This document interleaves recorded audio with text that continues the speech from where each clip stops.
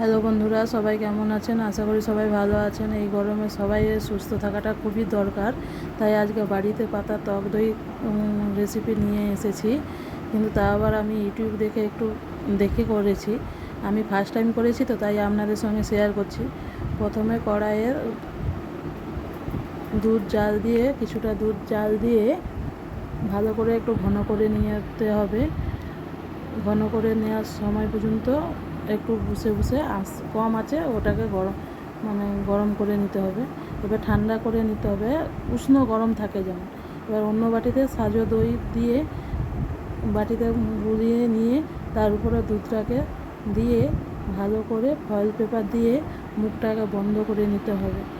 এইবার 7-8 ঘন্টা গরম তাপের জায়গাতে রেখে দিতে হবে, যেখানে গরম তাপ থাকবে, ঠান্ডা হলে হবে না, গরম থাকে। তারপরে একটু নর্মাল ফ্রিজে রেখে দিতে হবে। রেখে তারপরে গরম গরম ঠান্ডা ঠান্ডা পরিবেশন করুন। আমার তো ভালো লেগেছে, আমাদের কেমন লেগেছে একটু শেয়ার করুন।